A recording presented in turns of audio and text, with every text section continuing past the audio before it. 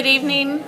I'm going to call this meeting of the Hardin County Board of Education to order. If everyone will please stand, we'll start with the Pledge of Allegiance. Thank you all.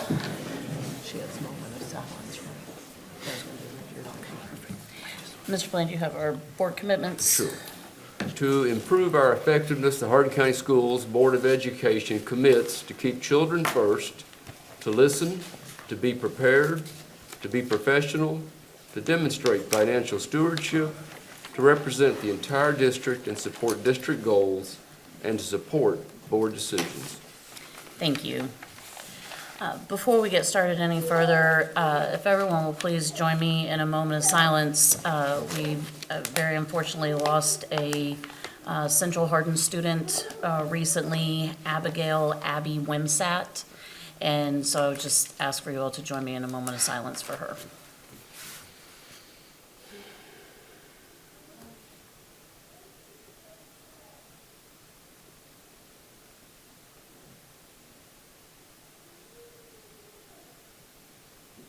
Thank you.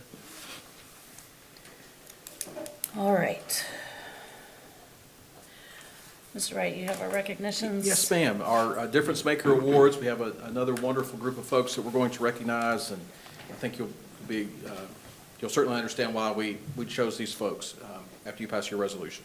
I move we pass the resolution as written. Second. I have a motion and a second. All in favor say aye. Aye. Opposed? Motion carries. All right, thank you, Madam Chair. Mr. Clyde Grant, come on up. He's here front and center. He's ready to go. Mr. Grant, Mr. Casey has your award there. This is Mr. Clyde Grant. He's an engineering teacher at North Hardin High School, and he's our active collaborator for November. He's been sharing lesson plans and spending time after school with the long-term substitute teacher who is teaching engineering at Central Hardin High School. Mr. Grant shares time and ideas and supports the substitute and their students. The engineering teachers at all of our schools are fabulous professional learning community who are making programs better by working together across both Central, John Hardin, and North Hardin, and the Hardin County Schools Early College and Career Center. So we appreciate your cooperation. We thank you for everything you're doing to help students. Thank you, Mr. Grant. Thank you.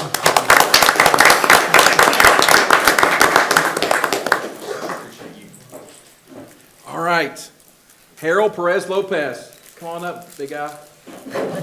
This is Harold Perez Lopez. Go see Mr. Casey. He's got your plaque. He's an 8th grade student at North Middle School, and he's an engaged learner for November. His rendering of a half-native, half-modern man won a blue ribbon at the Kentucky State Fair for the Patricia Lyons Ansert Memorial Award. The painting was done in response to an assignment about the Harlem Renaissance for his reading teacher, Mariah Hurgan. She said that Harold does art challenges and will draw and paint for other students and teachers just for fun. Is that right? And to bring joy and happiness to them. She added that he does what he does just to be kind, and that really shows in his art and who he is as a person. Harold's art teacher, Kara Baker, says that she tries to get him in her art class as much as possible and does her best to show him anything that she knows. You're going to be great. Appreciate you, Harold. Thank you.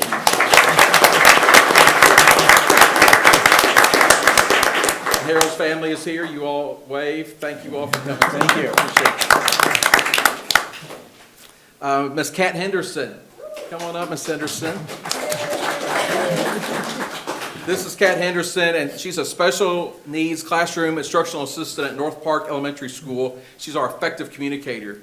Whether she is providing a breakfast club for students who need one-on-one support, traveling from room to room to provide specifically designed instruction, changing diapers, assisting with meal times, supervising transitions to bus transportation, Ms. Henderson always has an eager smile and a willing spirit.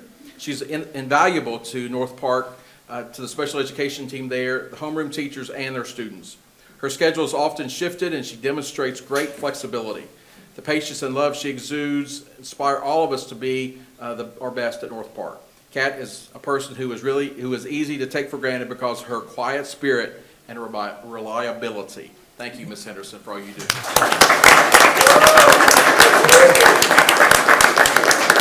Her family is here as well. Thank you all for coming. Thank you. Chad Lewis, come on up, Coach Lewis. This is Chad Lewis. He is a guidance counselor at John Hardin High School, and he's our personal champion for November. Mr. Lewis has worked in the district for 25 years, and 24 of those have been at John Hardin. John Hardin Principal Mark Wells notes that discussions at John Hardin often center on taking advantage of opportunities to make a positive impact on students daily. Mr. Lewis truly carries out that mission. His interactions with all students are positive and encouraging. His calm demeanor is a big reason why he's successful as a high school guidance counselor. He listens first and always provides feedback to students, parents, and staff. John Hardin staff members often come to him for advice and feedback. Mr. Wells says that in his 25 years of work, or Mr. Wells says that in his 25 years working with Mr. Lewis, he doesn't have a recollection of Mr. Lewis having a bad day. He brings the same work ethic, or you just hide it well. He brings the same work ethic, positive attitude, and willingness to help others every single day. Mr. Lewis sets positive examples for students and staff to follow. Thank you, Mr. Lewis. Thank you.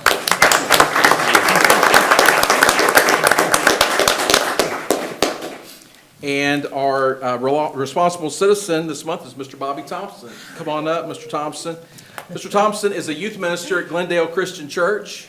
He is a wonderful friend of Hardin County Schools who wants all children to be successful. When he first started at Glendale Christian Church, he came to East Hardin and asked how he could help, be involved, and support students. He has served on the East Hardin Youth Services Center Advisory Council for 7 years. He's helped plan programs for students and provided feedback on programming to better meet the needs of students. He's also participated in numerous programs, including the work ethic interviews and a reality store. He served on the PTSA board at East Hardin, and he's involved with the Central Hardin High School Band Boosters. During COVID, he helped deliver food to families in need. He's also a student mentor through Hope Collaborative. While mentoring at East Hardin, one of his students transferred to another school, so Mr. Thompson went to that school and continued to mentor that student. Beyond volunteering, Mr. Thompson has coached wrestling and football for Hardin County Schools. Oh, and by the way, in his spare time, he drives a bus for Hardin County Schools. Thank you, Mr. Thompson. Just part-time. Appreciate you.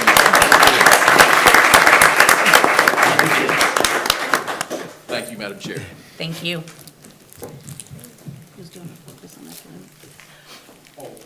Ms. Brawner. On academics. Is that right? Now, Mr. Sutton is not here, so he asked me to introduce Ms. Brawner, our Elementary Director of Education, Instruction, and Curriculum. She has some great news for us. Thank you. I would appreciate the time tonight to just share some key initiatives on our focus on our guiding work for math. As you know, we've been focusing on math for some time because it seems to always been a little bit lower than our reading, and that's an area that just seems to give us a little bit more grief. But some of the things that we've done, and you may remember I was here about 2 years ago talking to you about some of these new initiatives. So they are well in place. And so as we look at these initiatives that we've got going on, these efforts were aligned with our long-term goals for math and in hopes that they would improve instruction, that they would just strengthen the student understanding of math, and then just support all the growth across math, all levels K through 5. So 2 years ago we started with a math pacing guide that had all of our already lessons in it. And we went back this summer and we revamped that. We had teacher committees that helped us to look at the pacing on some lessons that we need to spend more time and those that maybe we were spending more time on than necessary. So our teachers gave us input on that. So all these are hyperlinks, so I don't know, Mr. Wright, if you want to open some of those. Ms. Ryan's asking if you pulled down your mic. Oh, I'm sorry. Short, I couldn't get that closer. So we have a math pacing guide, and at the bottom you'll see all the tabs, and so each grade level has access to that, and it will give them the lessons, how long they should spend on that, if it's a mastery type standard, supporting whichever type it is, and gives the standard that they're teaching. This year we went a step further and we added common assessments. We have 2 common assessments that will take place during the school year for grades 3 through 5. We will add on to that next year to include kindergarten through 2nd. This is the first week that 3 through 5, 3rd grade and 5th grade will be given a common assessment. So they start this week. I think 4th grade will be coming up here in a couple of weeks. So that's one of our initiatives. The other one is a math standards continuum that was built a couple of years ago, but this houses all of the standards for each grade level, and it's got a lot of hyperlinks in there to help teachers have a one-stop shop for things that they may need, whether it be an exit slip to see whether the student understands and has mastered the standard. Maybe it's clarification because they're not exactly sure what that standard is asking, what demand it's asking. If you notice the dark grays and the light grays and the white, the dark grays actually show, it's basically any gray shows that it's a priority standard. If it's a dark gray, it means it's reported on the report card to parents so that we can determine, what's what. And again, we have each tab for each grade level. The third thing that I want to mention is our foundational numeracy work with GREC. We have been doing this since 2022, and this is just work that we get with GREC. We have teams, and I've got our spreadsheet up here of what schools and which teachers represent these teams in these years that we've been working on this.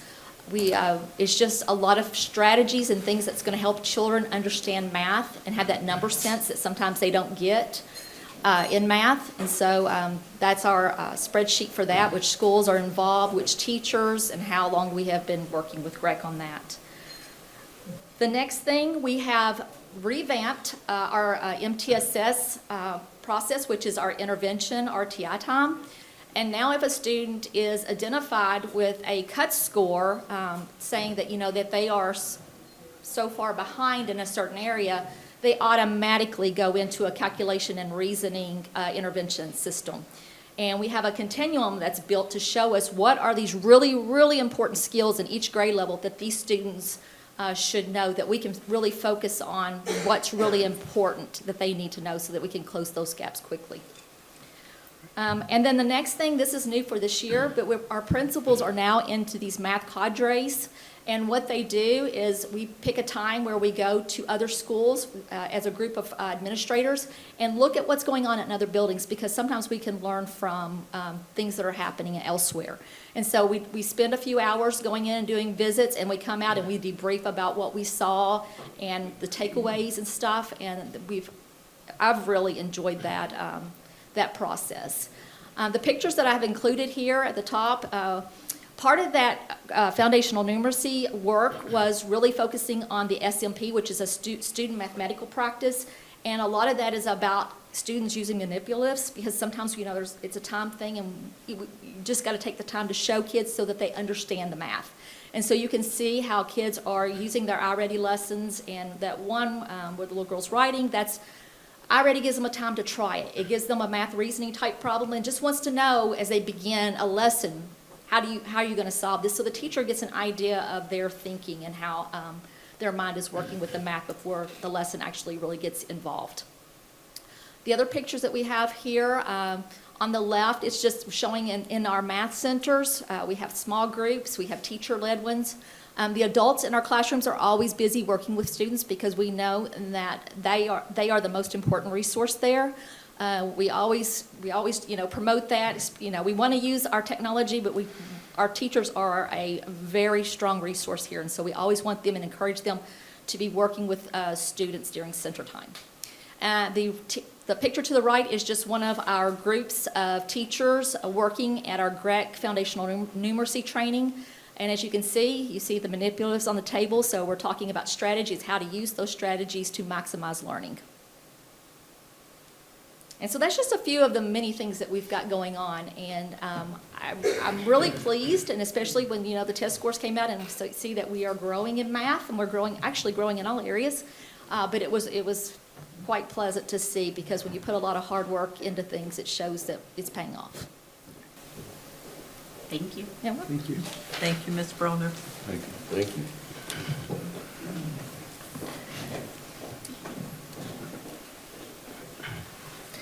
Yes, we got to see some good numbers today on our test scores that we were excited about, just showing us that everything we've got going on is working. So, all right, next is our departmental update.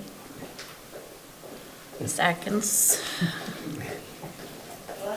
Right there. She's got an escort with her. I have two escorts with me tonight. All right, so tonight I have Lieutenant Mark Gillingham with me tonight. He's our SRO at North Park. I have Officer Larry Robbins, and he's with us. He's the SRO at Central Hardin High School. So tonight, we're going to talk to you all a little bit about Raptor, which is our new safety management suite that we purchased. You all approved that in May of 2025, right before the school year ended. So we just kind of wanted to give you all an update on where we are on that. So we got a little slideshow because you know we like visuals in our department. All right, so in the 2023 school year, Superintendent Morgan thought that we should develop a plan to look at safety products. So she put together a safety team to explore products, look at different things that we had available for us in the district. So we brought together a group of local law enforcement people. We had emergency management personnel here, principals, directors, parents, and our technology department to see what we could do to best fit the needs of the district. Then the team reviewed products. We met with vendors. We had demonstrations here in the boardroom. We had demonstrations out at schools. We went to other districts to look at products in real time because it looks great when you see it presented, but we wanted to see how the products really worked. So then we made decisions for products with the team after we reviewed all of the information. So in May of 2025, the board approved the purchase of Raptor Technologies Emergency Management Suite for Hardin County Schools. Mr. Wright, thank you. All right. In September of this year, we started to install the beacons. So I don't know if we have any beacons in this room, but if you've been out in the schools, you will see these little things on the ceiling that look like little hockey pucks. So those are called the beacons, and that is what the safety management suite bounces off of when you have an alert or you have an emergency that somebody needs to respond to. And then in October, all of the staff started training in phases on the technologies that we have and the products that we have for use in the district. All staff, including certified and classified, all the way down to, you know, up from central office down to all the schools, instructional assistants, subs, anybody has the opportunity to use the product while they're on our campuses or in our buildings. Products within the purchase suite that we got with the suite we purchased are the emergency management. That includes a drill manager, a team assist, and a panic alert. We also have the visitor safe management that discusses like who can come and visit the campus when you come to check in on the campus and be on the campus or in the classroom areas. And then we have the Raptor reunification, which is the piece that we're going to use to reunite the students with their guardians if we have to reunify them off-site for an evacuation. So Mr. Wright, if you could hit that little YouTube video, it's just about a 2-minute video, and then I'm going to let these guys talk to you about what we're seeing out there. Build a website you love with Wix. Sponsored by. Sponsored by Raptor. Trusted by thousands of schools nationwide, Raptor Technologies' school safety software is purpose-built to protect every child, every school, every day. Raptor Emergency Management gives schools the ability to initiate and maintain visibility during drills, active incidents, and reunification events to help them prepare for, respond to, and recover from any emergency. Drill Manager empowers you to build muscle memory by practicing drills, analyze performance to improve your protocols, ensure compliance with state mandates, and better prepare your students and staff for any crisis. For localized incidents, such as fights or spills, teachers can summon help instantly with Team Assist. With Raptor Alert, a silent panic alert can be initiated from any web-enabled device, notifying first responders and staff instantaneously for seamless collaboration and faster response. Once initiated, users can call or text 911 directly from the mobile app. Raptor Alert automatically shares critical information, like caller name, number, and precise locations, to 911 dispatchers. Users can also group chat and share floor plans or other critical data. During an emergency, Raptor Accountability provides real-time data on location and status of everyone on campus. All visible in the Incident Command dashboard to expedite emergency response efforts. After an incident, safely reunify students with authorized guardians up to 4 times faster than pencil and paper methods with Raptor reunification. Raptor captures a complete record of the incident, from initiation to reunification for accurate reporting. Raptor is 100% aligned with the I Love You Guys Foundation's SRP and SRM, and can be customized to any protocol you use. Plus, it helps your district stay in compliance with the latest safety mandates, such as Alyssa's Law. Raptor Emergency Management seamlessly integrates with Raptor Visitor and Volunteer Management software to ensure that you remain in complete control and have a line of sight to everyone and every incident in your schools every day. Schedule a demo today. All right, so now I'm gonna let Lieutenant Gillingham and Officer Robinson talk to you guys a little bit about what they're actually seeing, what we have with the emergency management piece and the visitor safety piece. Pleasure to be here today. One of the things we're going to talk about first is the Raptor emergency management. This comes in several phases. Number one, you can log into this system on a desktop, on a laptop, on a Chromebook, and have it open in front of you. The second option is through the Raptor app, which comes in like this, and then again, every employee can download this. And then the third option is our panic alarms that we can use, and again, every employee is issued this. So the alert badge is basically the easiest way to signal if something is going on by hitting the panic alarm a certain number of times. You can either summon what they call a team assist, which means we just need help for some unknown reason, or you can put the entire school in a lockdown. The Raptor app is really nice because in the team assist mode, you have an option of several different ways that you can summon a team assist, whether it be I just need, there's a fight, there's a medical emergency, I need somebody to the front office immediately.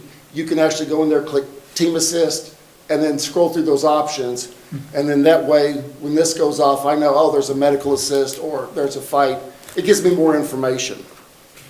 And again, the desktop allows for the same type of functions as the app, and it does contain a panic button as well. The good thing about the hockey pucks, or the beacons, as they like to call them, is in a lot of our buildings, cell service is very limited.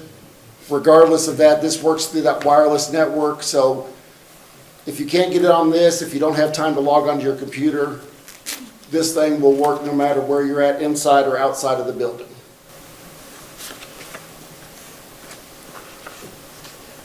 And this, what's cool about this is it's not just a one button accident like that. They're gonna have to push it 3 times, 6 times, 7 times. So, you know, especially the youth, the kids are gonna grab it like that. But so it's pretty cool about that, that it takes numerous times instead of the one oops on the desk going off. Oh, that's yours, sorry. That was like that. So one of the neat things, if we can go to the next slide, please. We have 5 options on our app as far as what we call critical situations. The first one being a soft lockdown. So for instance, at North Park, if there's something going on over at North Hardin that puts them in a lockdown, I may put North Park in a soft lockdown, just out of abundance of caution, because safety is always our primary concern. The second option we have is a hard lockdown. The third one would be an evacuation, such as a fire or gas leak or something like that. Fourth one would be shelter in place. So again, if we have a bad storm coming through, tornado warnings, that kind of thing. And the fifth one is what we call hold. And we developed that one, we decided on that one because let's say we had a medical emergency, a staff member has a heart attack and it's right at class change, and we don't want 2,000 students cluttering up the hallways trying to get EMS in and out. We could hit what we call the hold button, and that just holds everybody in their classrooms. Nobody's out in the hallway. We can get EMS in and out, or whatever we need to do. And again, once we hit that, everybody gets that notification. So on the team assist, it's only admin that get those notifications. On these 5 critical ones, the entire building gets those notifications.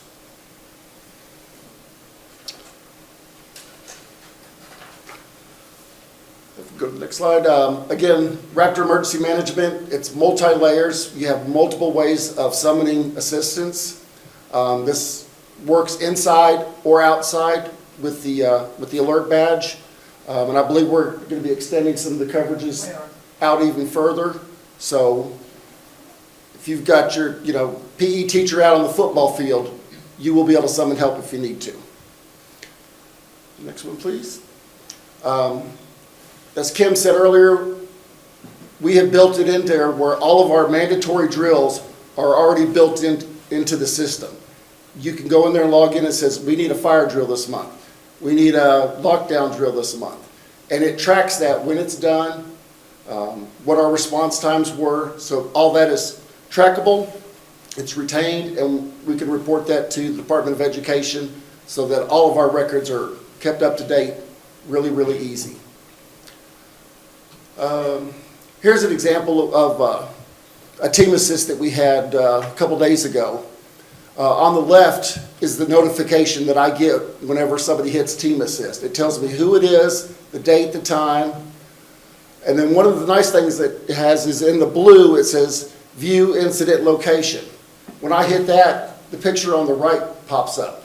As you can see, it's not pinpoint, but it is accurate enough to where I know, okay, this is where I need to go. And that is extremely helpful, especially, lockdown situation, a fight situation where somebody may not have a chance to tell you exactly where they at. They can just hit that panic alarm. That pops up, I can look, and I can go straight to that location without any other communication. So, before you'd have to get on the radio, call for help, or get on a phone and call the office, and then they'd have to call you. This just cuts that time, in half, if not more.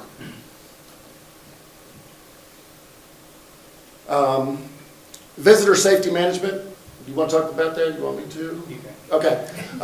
So anytime anybody comes into the schools and they check in with the front office staff, their driver's license is scanned, and it's run through the Raptor Visitor Safe Management Program.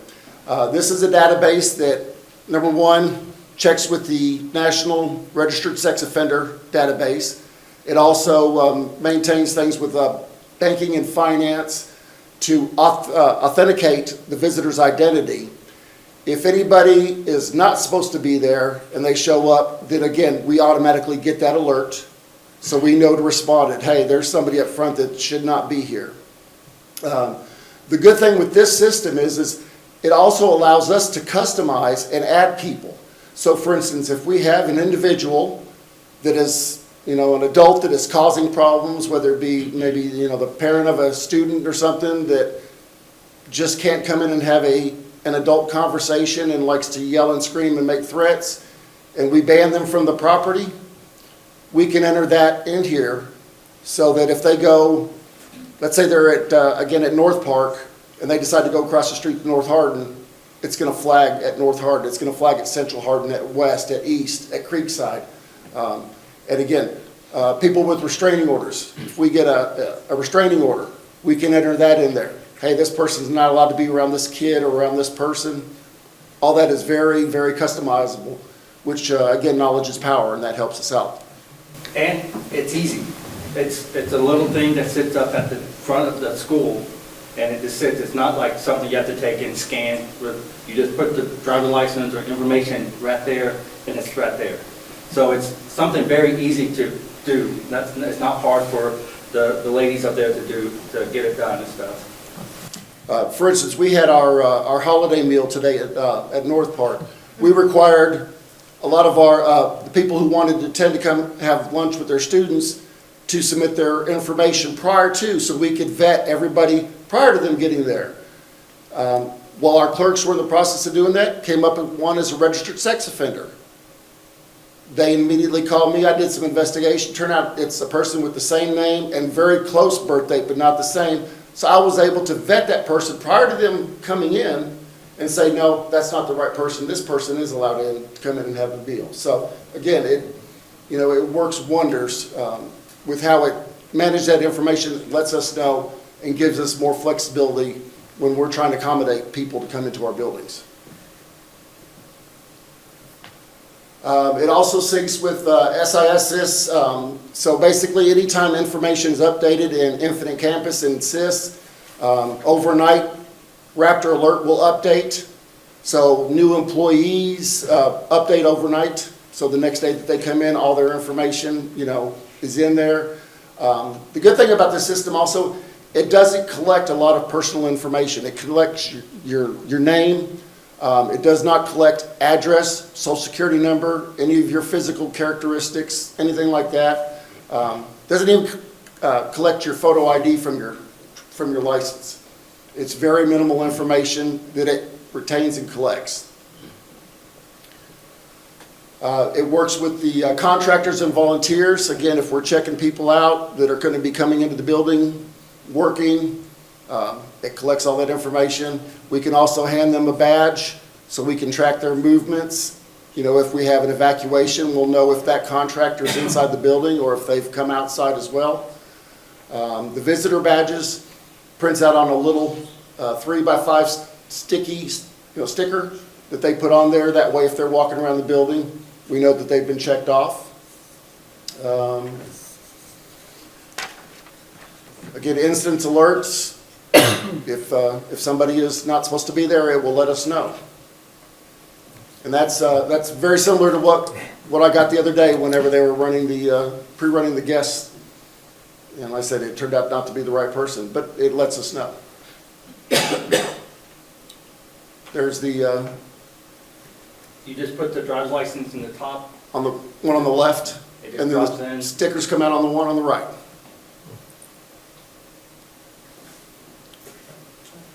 And then the last week, I'm sorry, go ahead, Larry. But I haven't said much. But so my favorite thing about it is telling all of us. Like if something happened at other school, because you notice we have different uniforms. So a lot of time in the past, something was going on at North, and I had no idea because we don't have the same radios. But this one, we all know what's going on and how can we help and stuff like that. Instead of me trying to text Mark here, hey, what's going on? What's going on? Because he's busy. This lets us all know and how we could get there to help. So on the team assist, not everybody gets the same alerts. So I don't get the team assist for North Hardin. I don't get the team assist for Central. If there's a lockdown, no matter what school it is, I will get that as well. Every SRO is assigned to a county school. So I will know immediately, as soon as that button's hit, hey, there's a lockdown at North. There's a lockdown at Central. And again, that tells me, again, being at North, if there's a lockdown at North, I'm going to put Meadowview, North Park, North Middle, maybe Woodland, maybe Ratcliffe Elementary on a soft lockdown until we figure out, gather more information out, find out what's going on, because our number one priority is student safety, student staff safety. How do we handle we've got to have students in our system that's parents or somebody hasn't done the best in life. How do we handle that person, like at a dinner or at a sporting event or something? Do we not allow them in the facility at all, or? In some instances, yes. They've been completely banned from Hardin County properties. They can sometimes attend, and I'll let the superintendent give you a little more information because it's her office that actually issues those. But sometimes that they can get prior authorization to attend a specific event if they need to. I understand they don't need to be there, but their child needs some family support. Yeah. So that's where I'm trying to see where the line is. Yeah. So, Mr. Wise, they will call our office and ask permission, and we give them a letter that says they can go to a specific event. Because if there's an awards day, other parents are there as well. Right. And so they're there, just like we don't ban people from Walmart, and you're expected, Right. have the same expectations when a group of people there. Graduations especially, we want the support there for those students. So they just call our office and request. And So that sort of struck a nerve there when this guy showed up, in the situation he was in. And luckily it wasn't him, but those kids need support. absolutely. And again, this system here allows us, if we see somebody's not allowed on property, but they want to come to the dinner, we do this enough in advance, we can say, hey, contact the superintendent's office, Yeah. ask for the exception, ask for permission to come, gives them time to look into it and then make that decision and let us know. So again, this, things like that, it really helps out tremendously. That's Sounds like a good program. That sounds good, yeah. Absolutely. Okay, and the last piece that we've purchased with the Raptor Suite is the reunification piece. So we have 3 sites now under MOU that we have worked with to develop 3 different reunification plans. In the event we have to do an off-site relocation and evacuation due to whatever event we may have. So it might be necessary for not just, people always think of a very tragic event, like an active shooter situation. And while that's true, you might have a fire or a bomb threat or a gas leak or a tornado, or many things can happen in a community where you have to do re-evacuation. If you watched the news recently with the UPS plane crash, they kept referencing the reunification site is here. Go here to get information and to find information about your person. Don't come to the site. So I think, you know, a lot of people are using the same language now, so that will help us. So we have to have a safe environment where we can reunite these students with their guardians. So this is the last piece that we've purchased with the product, and we haven't trained on this yet, but we're getting ready to train that. We already have the date set. Mr. Wright, if you'll hit the button, please. So, no, that one. So we have a date set in January when students are not here in session, and we're going to start by training the district level administrators, people that will be involved in that situation, like food services, like transportation, like directors, like special ed personnel that may need to work with students who are special needs. So we're going to train those people. Raptor is coming in from Texas to train us. It's an 8-hour training, so we will be here the first part of the day doing training on the product, and then we will actually go to one of our reunification sites to do a mock trial run and learn how to check students out. We're going to get some volunteers, students, and parents. The board is welcome to volunteer if you would like to role play with us. And we're going to go to that site and run through a trial of a reunification with the product. And then after we are trained, we are going to push that training out to building level administrators to train their staff on how to use the reunification product. So we just wanted to thank the board for purchasing this product. We needed a product. We've needed this for a long time. We are still working out some kinks with the system, but the technology department's been great. They're on the phone every day with Raptor trying to get it customized to what we need. So, and Raptor's been great thus far. They've been right there every time I've called with a question and every time we've needed a different way to do things for our district. So, you know, so far, and I know like Mark said, you know, he had that one event. I'm hooked to all these events because I'm hooked to all of them. So every time I get something, I call the SRO and say, what's going on? I got one day and I called Mark. He said, I'm already on it. I'm on the playground. We got a situation. It wasn't a bad situation, but it was a situation he needed help with. And it was like this. It was very quick, very efficient, and then he ended that situation and it wiped out of our system. So we are very thankful for the product. The other thing this has helped with, I see Mr. Goodman back there, our building and grounds folks pull into a building, and of course they have keys to get in. Well, they don't ever want to enter a building that's on a lockdown, even though they have a key. So this allows our building and grounds folks to get that alert to know, don't go to that site. It also goes to our transportation department, because if a school's on a lockdown, we don't want to send buses to that school. So it allows our transportation department to communicate that with our drivers as well. So it's really helped with the communication piece instead of us using the old system of text people or call people. And your phone's not picking up and the radios are not Yeah. working. So I just wanted to let the board know, if you haven't been to a school yet where you've been vetted and they've asked for your driver's license, they're going to do that so that we can get you in the system and they can check you in and check you out. It will keep a running log of visitors to your building as well, so you know how much time they spend in your building and where they were visiting in your building, should you ever need that information. One other thing real quick is, all of the enrollment, all the students are listed in this Raptor system. So again, if you have an evacuation and the teacher's in her 5th period class, when she steps outside with her students, all she has to do is hit my classes, 5th period, and her attendance is right there, and she can start checking off students that are there or not there. Or let's say we're talking about special ed. Little Johnny's in this class, but he goes with a special ed teacher or gets some extra help during 5th period. Even though that special ed teacher may not have him on a roster, she can pull up the whole school directory, punch him in and say, he's with me. And all that's done without having to get on the radio and, where's the fire at? Where's the active shooter at? Well, I'm looking for little Johnny. It frees up all the radio traffic for the immediate stuff without having to, tie it up on the other things. So, again, wonderful. Alerts our phone, it's like the Amber Alert. Even though our phones are silent or in our pocket, we're going to know it's going off. No matter what, you can hear it. I have a question about the reunification module. I know we have MOUs, memorandum of understanding with 3 outside entities. Yes, sir. Do we have to put some Raptor hardware there, or do we take it at the event?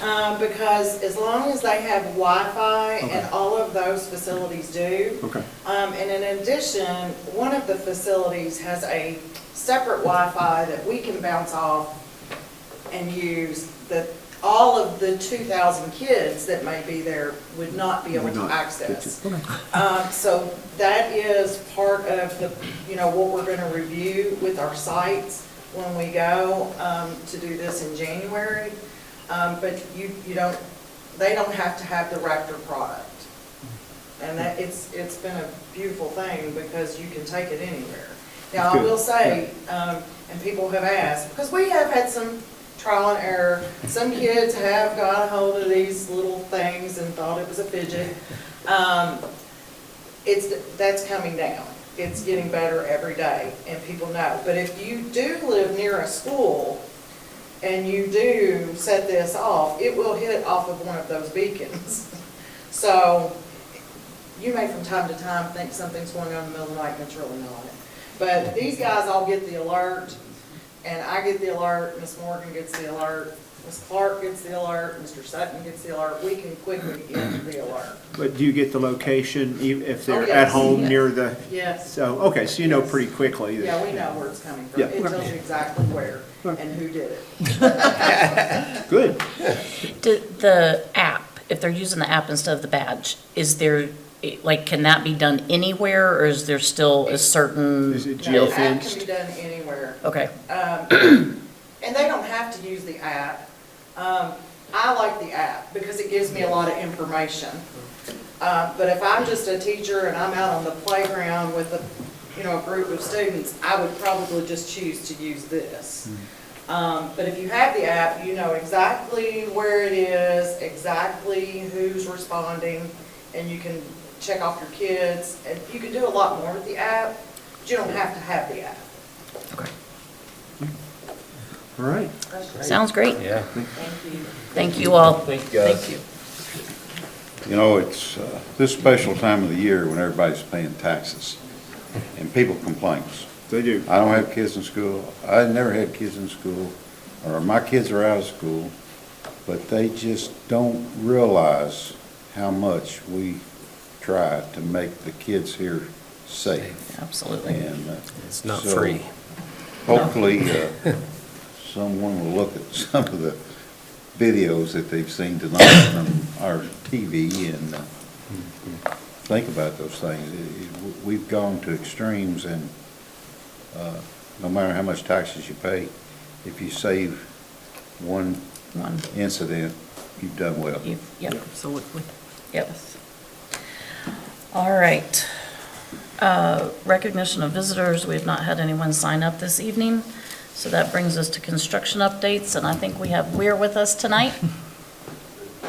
If you all want to come up to the podium. Come on down.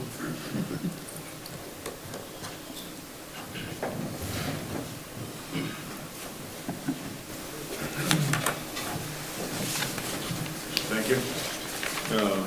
So I can start with this West Hardin Middle School update.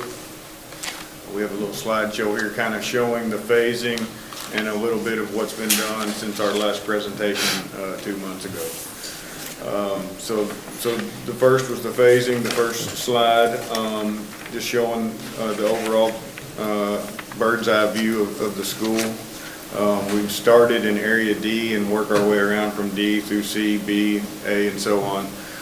The structural work in area D is pretty much complete. All the CMU structural walls on the exterior are done.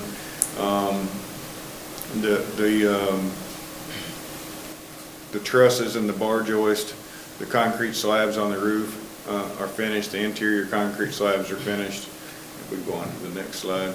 This is showing last time, it was right after we had set the trusses. This is the gym area, the art room, band, choir area. So this was 2 months ago, and then this is just here in the last couple weeks. So now this area is nearly dried in.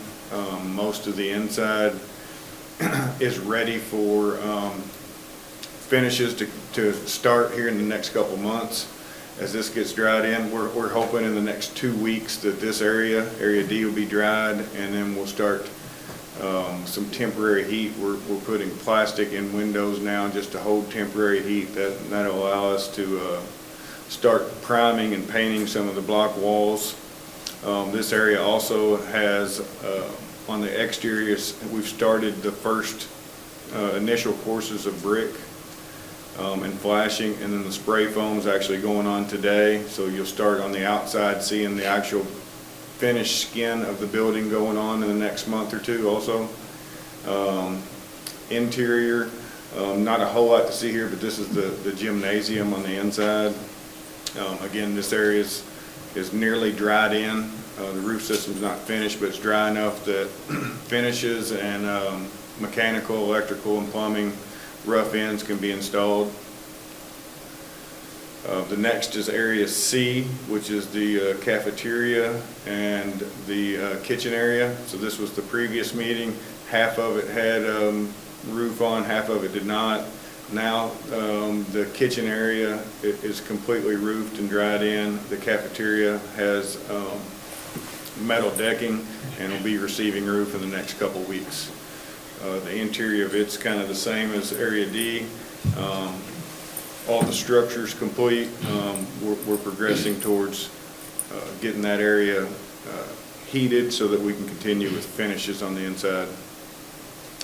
Area B is a classroom wing. So this was the last meeting.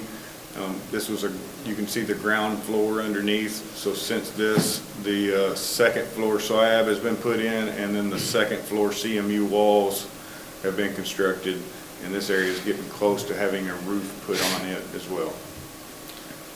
Area A is more classrooms and the administration area. It's the last section. All the first floor CMU is complete, and we've just started on the second floor CMU walls there. So, and this is kind of an aerial view of the whole site. I think you can push play on this one, maybe. Yeah.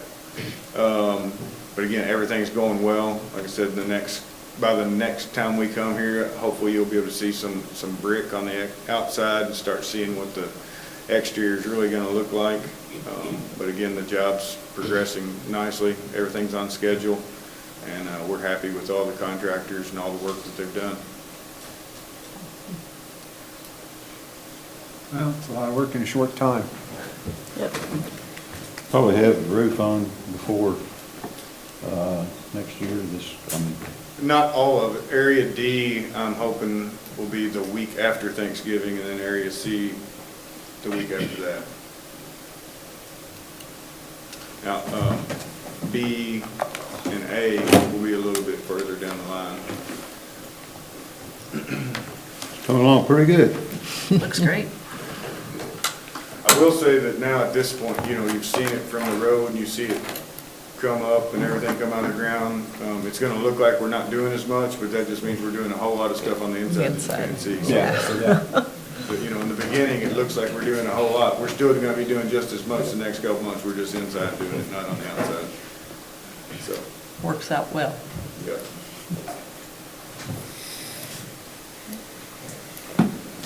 All right.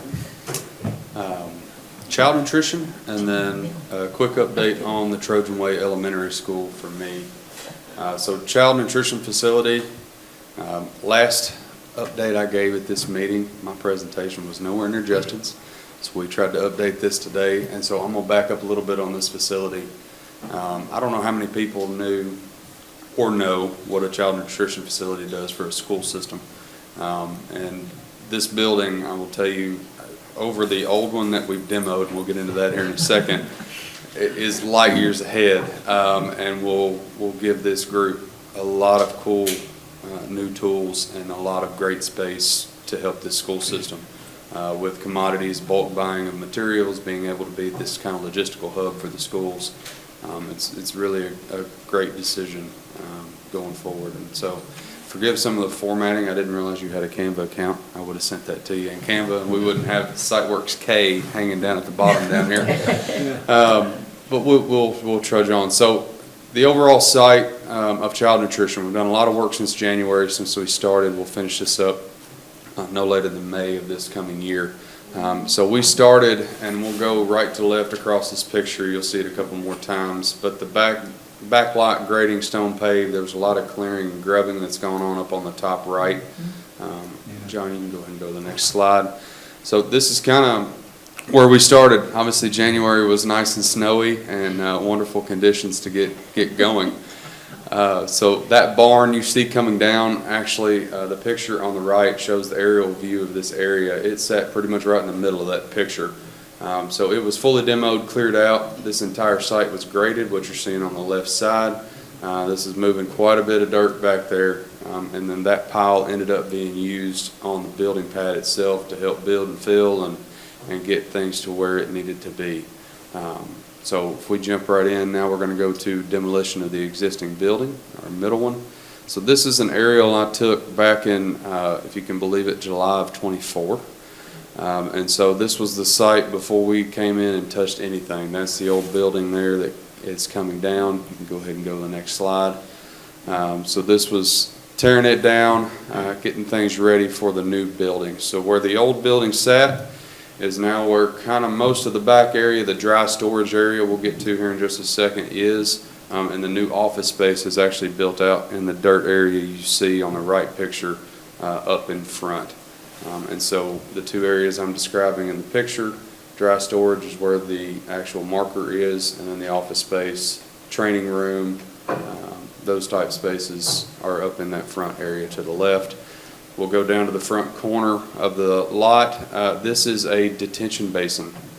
Most people don't know why we dug that area up like we did, but this is a big stormwater retention basin, so all of the stormwater on the site coming around the building is making its way down in front of building and grounds, comes into the catch basin, and then goes collect right down into the gutter system out on Highway 62. New sidewalks in this area, and then new paving and parking lot back over the area once we were done. So quite a bit of work there until this aerial is shot. So this is the facility itself. Again, forgive the Y being held down there.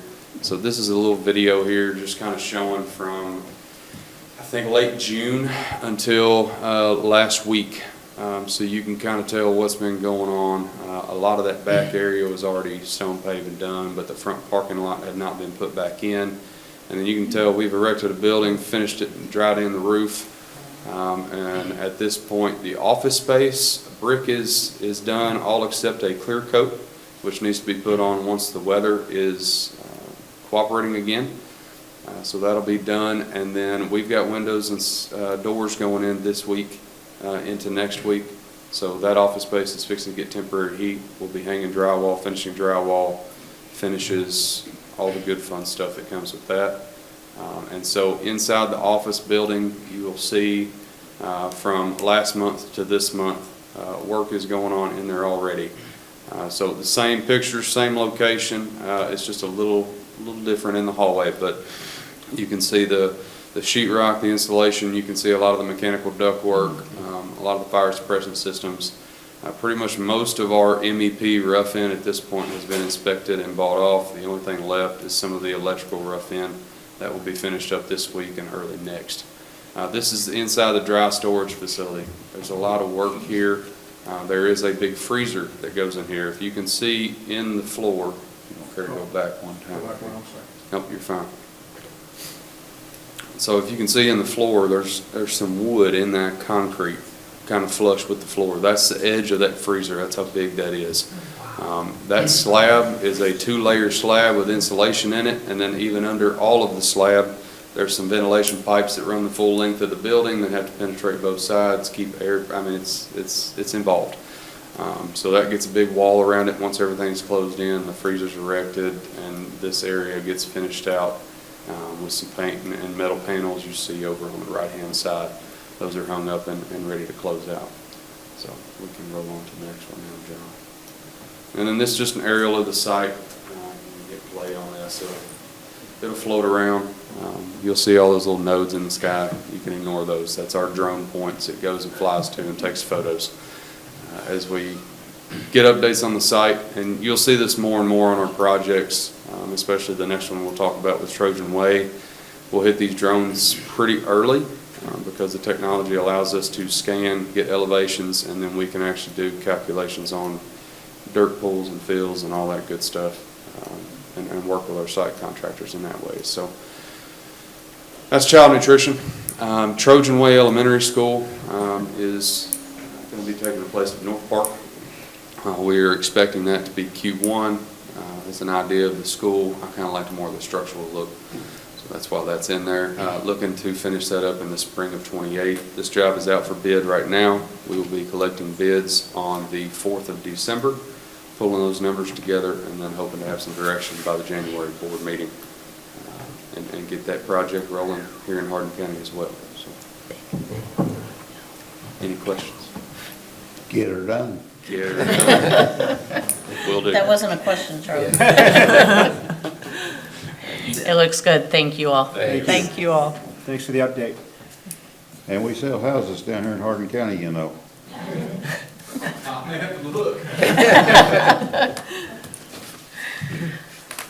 All right.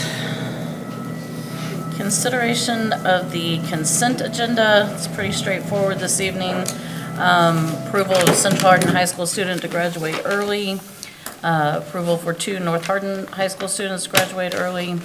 Approving Hardin County Schools advanced coursework and accelerated learning plan pursuant to House Bill 190 and KRS 158.6453, subsection 21. Student services. Approval for North Hardin FCCLA to travel to Washington, D.C.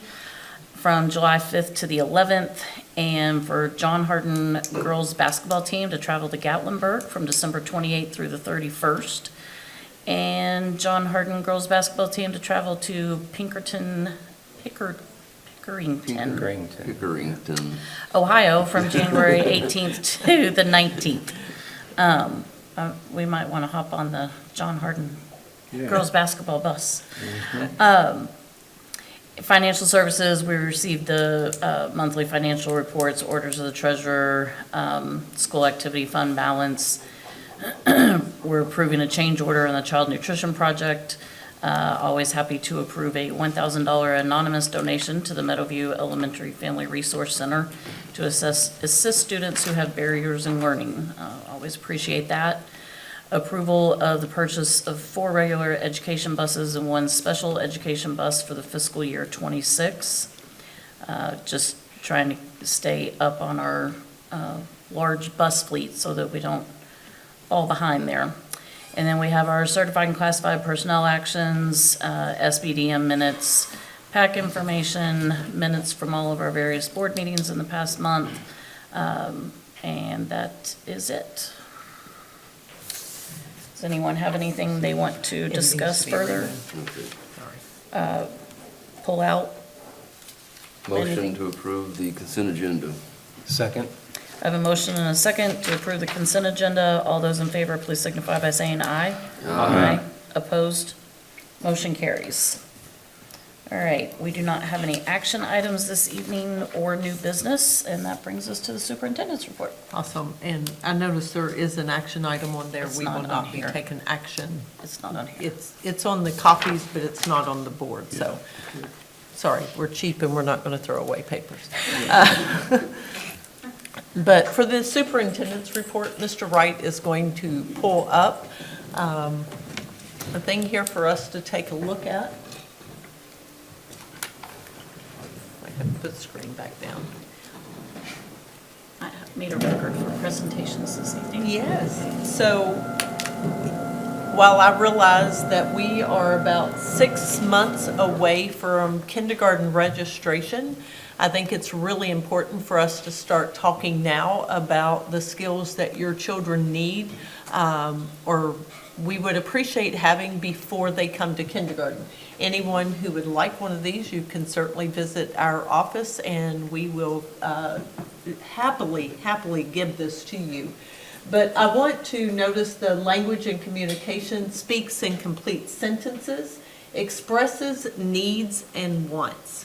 That is really important for us, for you to ask your child to communicate instead of pointing, grunting, or not doing any of those things, and you just trying to figure out by throwing random items their direction to have them to speak about their wants and needs. And also, I discussed earlier about the need for a student to be able to handle the word no before they come to school. Laying down on the floor and throwing a fit because they don't get the toy they want or the color marker they want is something we need them to move past prior to starting school.